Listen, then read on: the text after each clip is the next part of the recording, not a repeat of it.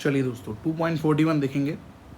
Symbol 35 Br79 and Br left hand side top पे लिखा है 79 can be written, where as symbol 79 Br35 and Br35 are not acceptable. Answer briefly. भाई बड़ा symbol है कि जब हम लेफ्ट हैंड साइड बॉटम पे जो नंबर हम लिखते हैं वो जो होता है वो नंबर होता है हमारा एटॉमिक नंबर। ठीक है, तो एटॉमिक नंबर हम लेफ्ट हैंड साइड बॉटम पे लिख सकते हैं, जबकि यहाँ पे आप देखिए यहाँ पे क्या करा है, लेफ्ट हैंड साइड नीचे बॉटम पे मास नंबर लिखा है। तो ऐसा तो हम नहीं लिख सकते ना, क्योंकि हमने आगे पढ़ा हुआ है जैसे कोई एलिमेंट है x और यहाँ पे हम z लिखते हैं, तो z क्या है, z होता है दोस्तों एटॉमिक नंबर। ऊपर हम लिखते हैं a को हम क्या बोलते हैं, a को हम बोलते हैं मास नंबर या न्यूक्लियॉन्स, जो प्रोटॉन प्लस न्यूट्रॉन होता है ना दोस्तों। सो यहाँ पे हम लिखेंगे 79 Br35 is not acceptable. This is not acceptable because क्या रीज़न बताया मैंने आपको, because atomic number should be written, atomic number should be written as subscript, while mass number, subscript का मतलब आप समझ गए ना, लेफ्ट हैंड साइड बॉटम में हम लिख सकते हैं, और मास नंबर जो होता है should be written as superscript. Mass number should be written as superscript. Okay दोस्तों, चलिए नाउ ये तो हमने रीज़न लिख दिया है कि ऐसा हम नहीं लिख सकते। बी आर के ऊपर भी यहाँ पे जो लिखा है 79, ऐसे भी हम जो है ये तो हम लिख सकते हैं, बट यहाँ पे देखो आप क्या लिखा है, बी आर के ऊपर 35 लिखा है, वो एक्सेप्टेबल नहीं है, क्योंकि ऊपर हम कभी एटॉमिक नंबर को इंडिकेट नहीं करते हैं। ठीक है ना, चलिए आगे बढ़ते हैं। अब देखते हैं 2.42 an element with mass number 81 contains 31.7% more neutron as compared to proton। दोस्तों एलिमेंट को अगर हमें आइडेंटिफाई करना है तो हम एटॉमिक नंबर से आइडेंटिफाई करते हैं। तो सबसे पहले मैं लिख देता हूँ एन एलिमेंट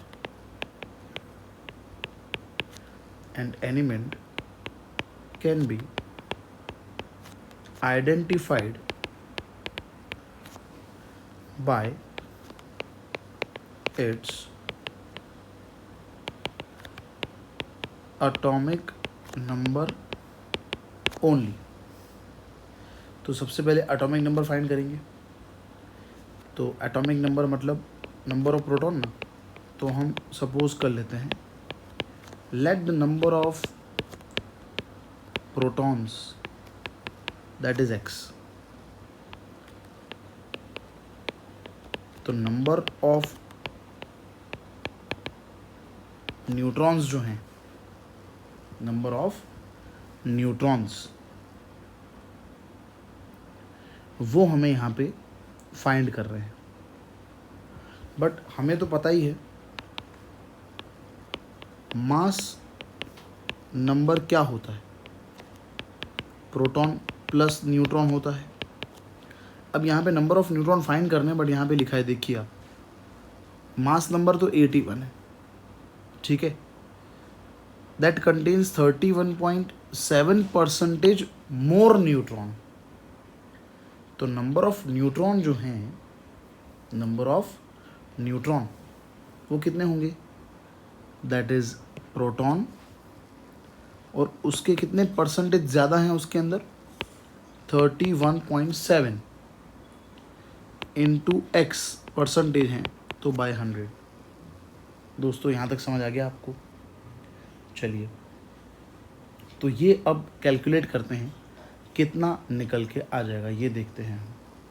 तो ये अगर आप कैलकुलेट करोगे ये पूरा वैल्यू, तो ये वैल्यू दोस्तों निकल के आ जाएगा, this value will come as x plus 0.317 x। ठीक है, तो न्यूट्रॉन्स निकल के आ गए। तो मास नंबर तो ऑलरेडी गिवन है, मास नंबर है 81, प्रोटॉन आपको पता ही है x है, और न्यूट्रॉन आपने फाइंड कर लिए x प्लस 0.317 x। चलिए, ये अगर हम कैलकुलेट करेंगे दोस्तों तो ये हो जाएगा, कितना हो जाएगा, ये टोटल अगर हम करेंगे, ये पूरा टोटल अगर हम करेंगे तो ये निकल के आएगा 81 is equal to 2.317 x। So x is equal to 81 upon 2.317, so x आ गया 35। चलिए दोस्तों, तो ये x हमने फाइंड कर लिया है 35। So number of protons, number of protons is equal to 35. Number of neutrons is equal to 81, जो मास नंबर था उसमें से मैंने प्रोटॉन माइनस कर दिए तो न्यूट्रॉन्स आ गए। ठीक है दोस्तों, तो ये आपको समझ आ गया। प्रोटॉन 35 होंगे, मतलब एटॉमिक नंबर 35, मतलब Br होगा यहाँ पे 46 प्लस 35 दैट इज़ 81। तो ये बात हो गई हमारी दोस्तों, ये हमने डिस्कस कर लिया 42 नंबर का क्वेश्चन। अब 43 नंबर का क्वेश्चन सेम ऐसा ही है ना। चलिए वो देखते हैं क्या करना है उसके अंदर। 43 number, an ion with mass number 37 possesses 1 unit of negative charge। 1 unit of negative charge है इसके अंदर। if the ion contains 11.1% more neutron than electron, find the symbol। चलिए, तो इसका आंसर डिस्कस करते हैं। सबसे पहले इलेक्ट्रॉन को हम ले लेते हैं x, मैं लिख दूँ यहाँ पे, let the number of electron in the ion is equal to x। तो यहाँ पे लिखते हैं the number of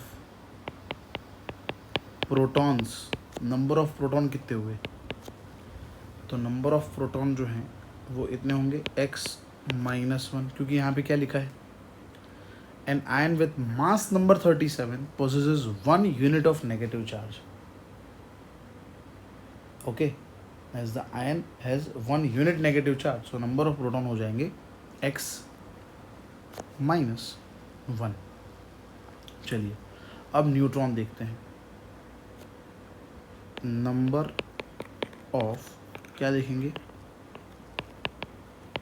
neutrons, that is x plus, क्योंकि यहाँ पे लिखा है if the ion contains 11.1% more neutron than electron, तो इलेक्ट्रॉन तो है ही, बट उससे कितने ज़्यादा है, 11.1%, अपॉन मैं कर देता हूँ 100। तो ये अगर हम सॉल्व करेंगे तो 1.111 x निकल के आ जाएगा। ठीक है दोस्तों, मास नंबर और मास ऑफ द आयन वो फाइंड कर लेते हैं। चलिए देखते हैं यहाँ पे, mass number is equal to proton plus neutron. Proton देखो अभी हमने लिखा था x -1, न्यूट्रॉन अभी हमने लिखा है 1.111 x। चलिए, और मास यहाँ पे दिया हुआ है 37। चलिए दोस्तों, तो ये अगर हम सॉल्व करेंगे तो ये कितना निकल के आ जाएगा देखते हैं। मैं यहाँ पे लिख देता हूँ 2.111 x is equal to 37 plus 1 हो गया, ठीक है ना। चलिए, तो ये हो जाएगा 2.111x इज इक्वल टू 38। तो x को 38 अपॉन 2.111 करेंगे तो x निकल के आ जाएगा, दैट इज़ 18। तो यहाँ पे फाइंड हो चुका है इलेक्ट्रॉन्स जो है वो 18 है, ठीक है। इलेक्ट्रॉन कितने हैं, 18। तो प्रोटॉन कितने होंगे, तो मैंने पहले ही बोला था x माइनस 1 दैट इज़ 17, है ना। तो यहाँ पे 17 मतलब Cl होगा, ऊपर -1 चार्ज है, और यहाँ पे 37 तो गिवन ही था पहले से, है ना। 37 तो हमें पता ही था पहले से, है ना। क्या पता था, मास नंबर, तो वो तो ऊपर ही लिखते हैं अपने, ठीक है दोस्तों। तो ये यहाँ पे सॉल्व हो चुका है 43 नंबर का क्वेश्चन। चलिए दोस्तों, अब देखते हैं 44 number. Next, an ion with mass number 56 contains 3 unit of positive charge. तो सबसे पहले again 3 units of positive charge and 30.4% more neutron than electron. तो हमें इलेक्ट्रॉन ही सपोज करने पड़ेंगे। तो लिखते हैं जैसे हमने लास्ट सम में लिखा, let the number of electrons in the ion be x। So proton अभी हमने लिखे थे, आपको पता ही है, x+3 लिखेंगे यहाँ पे। तो न्यूट्रॉन क्या लिखेंगे, कितने ज़्यादा हैं, 30.4%। चलिए, तो ये हो जाएगा कैलकुलेशन। तो ये आ गया x + 0.304x। अब यहाँ पे मास जो है, मास नंबर 56 है, यहाँ पे 56 is given, that is proton plus neutron. Proton we know x+3, neutron we know x + 0.304x। चलिए दोस्तों, यहाँ पे फाइंड करेंगे अगर हम x, तो ये निकल के आ जाएगा 23। ये कैलकुलेशन आपको कंप्लीट करना है। x कितना आ गया, 23। चलिए, तो यहाँ पे एटॉमिक नंबर जो है that is proton, atomic number जो है वो हो जाएगा x + 3 दैट इज़ 26।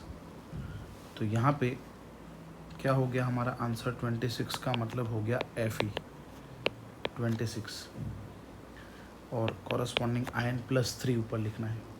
चलिए दोस्तों, आई होप आपको समझ आ गया होगा, क्योंकि हमने सेम सम्स करे हैं ऊपर भी।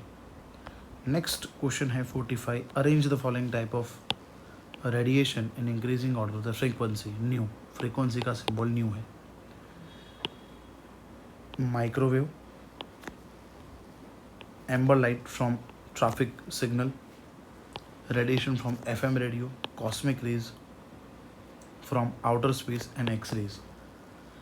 तो अगर हमें इसको अरेंज करना है तो हमारा आंसर हो जाएगा, सबसे ज़्यादा यहाँ पे है FM,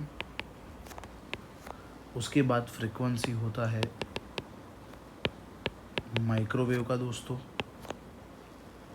माइक्रोवेव के बाद है एम्बर कलर, उसके बाद है दोस्तों एक्स रेज, और उसके बाद है दोस्तों कॉस्मिक रेज। तो ये 45 नंबर का क्वेश्चन जो है ये यहाँ पे कंप्लीट हो चुका है। Next 46, nitrogen laser produces a radiation of wavelength. तो यहाँ पे वेवलेंथ दिया हुआ है दोस्तों। वेवलेंथ तो हम समझते ही हैं, lambda is given, that is 337.1 nanometre है, तो मीटर में कर देंगे -9 metre.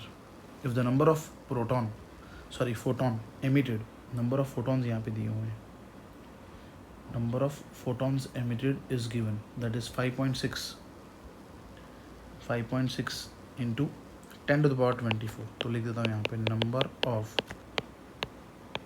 Photons is equal to 5.6 into 10⁻²4। Calculate the power of the laser. चलो, यहाँ पे पावर कैलकुलेट करना है, तो पावर जो है that is E is equal to capital N H nu. That is NhC upon lambda. चलिए n जो है number of photons is given 5.6 into 10⁻²4, 6.6 to 6 10⁻³ इज प्लैंक कांस्टेंट न्यू, और यहाँ पे NhC है, न्यू को हमने लिखा है C बाय लैम्बडा, तो C तो पता ही है 3 इंटू 10⁸ अपॉन हमें करना है lambda. Lambda is also given 337.1 into 10⁻⁻9। चलिए दोस्तों ये करेंगे तो 3.3 इंटू 10⁻6 जूल निकल के आ जाएगा। तो ये दोस्तों 46 नंबर का क्वेश्चन जो है उसका आंसर हो गया। Next moving to next question that is 47। Neon gas is generally used in sign boards, okay, if it emits strongly 616 nanometre. चलिए यहाँ पे लिखा है लैम्बडा कितना है 616 नैनोमीटर, मतलब 10⁻⁻9 मीटर समझ लें हम। तो सबसे पहले फ्रीक्वेंसी मतलब new, that is C upon lambda. C तो पता ही है, speed of light 3 into 10⁸ upon lambda 616 into 10⁻⁻9। आप जितने भी कैलकुलेशंस हैं क्रॉस चेक आपको साथ में करते रहने हैं, ताकि आप जब एग्ज़ाम में सॉल्व करो तो आप कॉन्फिडेंट फील करो। तो ये फ्रीक्वेंसी का आंसर आ गया दोस्तों। नेक्स्ट है distance travel by this radiation in 30 second. तो हमें फाइंड करना है डिस्टेंस इन 30 सेकेंड। तो क्या करना है, डिस्टेंस इन 30 सेकेंड मतलब पर सेकेंड डिस्टेंस इतना ट्रैवल करती है लाइट, तो 30 सेकेंड में कितना करा होगा, तो मल्टीप्लाई कर देंगे 30 से, तो ये निकल के आ जाएगा 9 इंटू 10⁻9 मीटर। नेक्स्ट दोस्तों आप पढ़ सकते हो एनर्जी फाइंड करना है। चलो एनर्जी मतलब E is equal to H nu, that is HC upon lambda, that is 6.6 to 6 10⁻⁻34 3 into 10⁸ upon lambda करना है 616 इंटू 10⁻⁻9 32.27 10⁻⁻20 जूल निकल के आ गया दोस्तों। और last number of quanta find करना है। लास्ट नंबर ऑफ क्या फाइंड करना है दोस्तों, number of quanta present in 2 joule of energy, that is total energy upon energy पर क्वांटा करेंगे। क्या करेंगे दोस्तों, एनर्जी पर quanta. 2 joule energy is given 32.27 into 10⁻⁻20 अभी जो हमने फाइंड करा, तो ये निकल के आ जाएगा number of quanta present in 2 joule of energy, ये निकल के आ गया दोस्तों। चलिए नेक्स्ट क्वेश्चन करेंगे 48।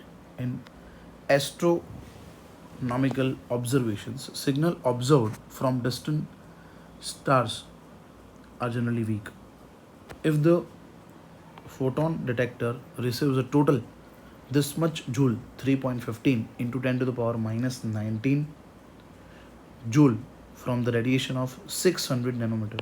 So radiation का यहाँ पे वेवलेंथ दिया हुआ है नैनोमीटर में, जिसको हमने मीटर में पहले कन्वर्ट कर दिया है, एंड टोटल लिख देते हैं एनर्जी कितनी रिसीव हुई, total energy received is equal to 3.15 into 10⁻⁻18 joule. चलो दोस्तों is equal to HC upon lambda. H आपको पता ही है, C ओके, C भी हमने पढ़ा था आगे, लैम्बडा दैट इज 600 इंटू 10⁻⁻9 है ना दोस्तों। चलो तो ये E फाइंड हो जाएगा 3.3125 इंटू 10⁻⁻19 जूल। नाउ हमें फाइंड करना है नंबर ऑफ फोटॉन्स। तो यहाँ पे मैं लिख देता हूँ number of photons is equal to कितना एनर्जी रिसीव हुआ था 3.15 इंटू 10⁻⁻18 अपॉन 3.3125 इंटू 10⁻⁻19। तो यहाँ पे आ गया आंसर 10। नंबर ऑफ फोटॉन 10 आ गया दोस्तों। ये हो गया 48।